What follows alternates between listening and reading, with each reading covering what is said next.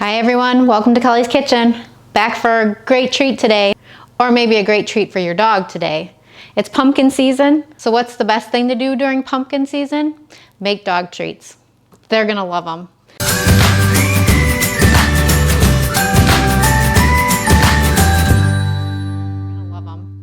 Couple things we need here. First, I have my oven going to 375. That's preheating, and I have a cookie sheet here lined with parchment, so that's already prepared. I also have some different size cookie cutters out here, large, medium, and small bone cookie cutters, so we have those available. We have our pumpkin puree. Now I had mine frozen. This is stuff that I made every time I get pumpkin. I cut them in half, cook them, and then puree it right away and put it in freezer bags so I have it available. So I have that. I'm gonna open that bag up right away because we're gonna need that. We have 1 egg I beat up a little bit and some peanut butter. I use the natural peanut butter, the kind you have to mix up. This one only has peanuts in it, nothing else, no salt, no palm oil, nothing. So that's the one that I like to use. A quick tip on the peanut butter. Now when you get those jars and you have the oil on top and it's separated, it's not always easy to get that all mixed together.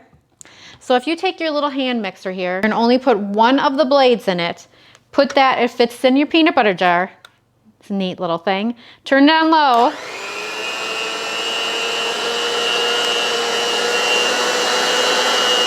And within like a minute or two, it's all nice and already mixed up for you. It's perfect. It's quite handy. Love that trick. So we're just gonna move this back to the side here. We don't need that right now. We already have it measured out. We're just gonna move everything off to the side here a little bit. We'll put our bowl down.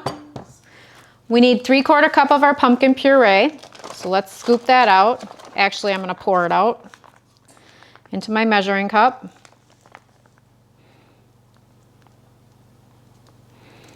3/4 cup. Put that in my mixing bowl. That'll go off to the side. My slightly beaten 1 egg, we'll put that in there. And then our 1/2 cup of peanut butter. Get that in there.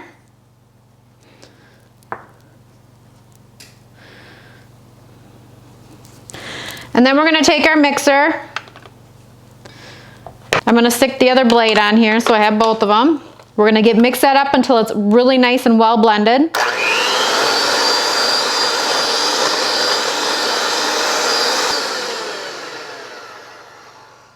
That is all nice and blended up in there. And now we have 1 cup of old-fashioned oats,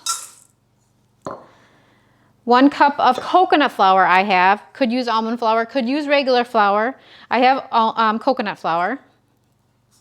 And then a 1/2 teaspoon of baking powder. And we're gonna whisk that up real quick just to make sure everything's all mixed together here as well. And then we're gonna pour it into our pumpkin mix. Then we're just gonna take our spoon, get it all blended up. This will probably be pretty dry, which is what you want. It's easier to roll out that way.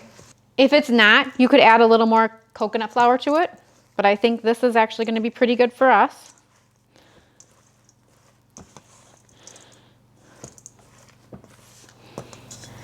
So once that's all mixed up, we're gonna get a little flour down on our cutting board. Spread that around a little bit. We'll put our dough on here and we're gonna roll it out.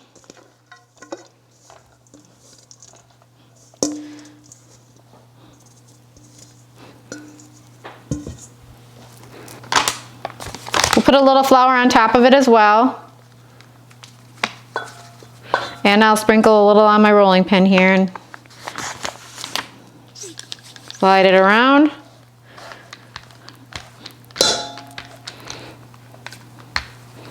We're gonna roll this until it's 1/4 inch thick.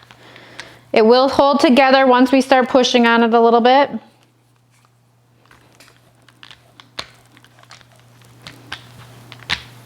If your mixture, if you think it's too dry, you could add a little bit more pumpkin puree or peanut butter. You could also add a little coconut oil to it. That would be fine as well.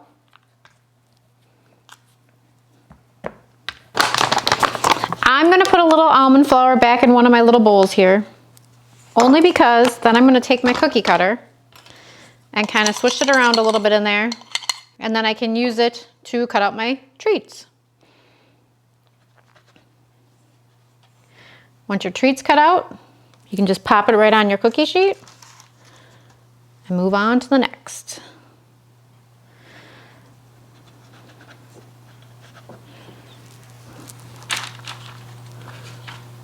So we'll finish getting these cut out and then we'll get them in the oven. So here you go, dog treats are all cut out and ready to be put in the oven. This made a lot of treats, as you can see, because I used a smaller cookie cutter. If you use the bigger one, obviously you wouldn't have as many. So I'm putting these in the oven, 375 again, my oven was preheating, for 20 minutes for these smaller ones. Probably 25 minutes for the larger ones, and if they're a little thicker. I did realize that if you rolled it too thin, the dough kind of fell apart a little bit, so make sure to keep it at least 1/4 of an inch thick. And one other thing I would like to mention is that when you do use the natural peanut butter or any kind of peanut butter, please make sure that it does not have xylitol in it. That is a new ingredient that they're starting to put in peanut butter, and xylitol is deadly to dogs. Please make sure it just has peanuts. If it has sugar, that's fine, but make sure it's just sugar and not the xylitol. So that's just a quick mention there. I would never want you to harm your dogs, obviously. We'll get these in the oven and then we'll get them out so Lena can taste test them. We have our dog treats out of the oven. We let them cool. We have to let Lena taste test them, of course. She is our taste test master when it comes to the dog treats. We can store these in the airtight container for up to 2 weeks. You can also store them in the freezer, which is what I like to do. Put them in an airtight container, or you could put them in a food saver bag and then take all the air out, seal them up, and they should be good to go for a couple months. I like to give these away. One of the things I like to do when there's bake sales is I like to make dog treats, and so then I package them up and they can sell them that way. Instead of having all the treats just for humans, they can have dog treats too. I really hope you guys liked the recipe today. Please like and subscribe down below, and any comments are greatly appreciated. Have a great day and enjoy baking for your furry friends. Okay, Lena. Oh, she gobbled that up pretty fast. I think she liked it. She probably wants more. And let me know what your dogs think.